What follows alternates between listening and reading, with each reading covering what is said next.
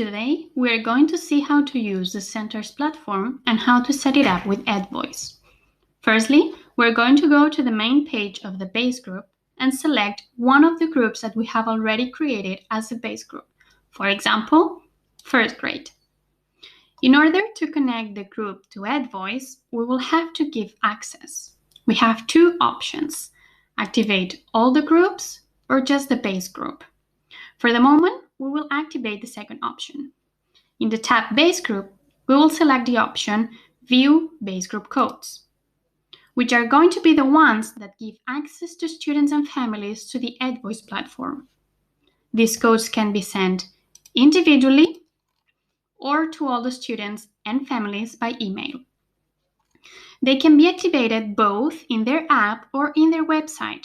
They just have to create a user as a family or as a student and introduce the invitation code for the base group. Automatically, you will see the group in the main menu, being able to receive messages, meetings, pictures, the students' grades, and also the attendance information. Now, we're going to see how to share the students' learning process to families. We are going to go again to the tab Edvoice and select all groups and view activation codes for all groups. This will create a new code to see all the class groups in which the students is enrolled in, such as literature, history, science, or maths. The process is the same as the one from the base group. They just have to enter the code in Edvoice and automatically all the groups will appear in the main menu, that is to say, in the tab Stories. Communication can be created in two ways: from the administration panel, where you have to select Edvoice, base group, and send a message, and a message will be sent to the group first grade. It can also be created through teachers, where they can send messages to students and parents about grades, rubrics, new information, or even to schedule a meeting. To do this, the teacher has to select the class group that he desires to do the communication from. For example, the literature class. Click on the three dots that appear in the top right corner, select the Edvoice tab, and send message. It is important to know that you can always choose who to share the information with: students, families, or both of them. We're going to create a meeting. For example, the oral presentation is cancelled. We send a message and it will automatically appear on the Edvoice panel, literature, and we have here the message.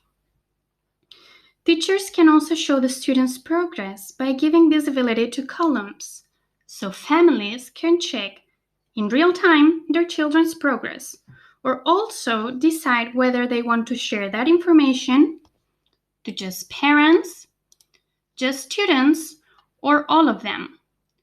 To do this, we're going to go to the column we want to show, select the right button on your mouse, click on Edit, and choose the students and families visibility for the column. This feature will help families to follow their kids' learning process in real time. To see all the process that the student has made, we will go to Edvoice, click on the lecture we want to see, and assessment.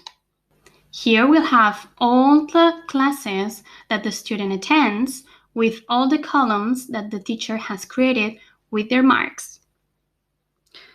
Another important aspect to mention is the attendance information. Parents can also check if their children are attending the lectures in real time or not. They can also see if the teacher has left any comment that day. To be able to do that, we're going to click on the three dots again, select Edvoice, and attendance notifications. We can choose again who to share it with and which type of mark you wish to notify.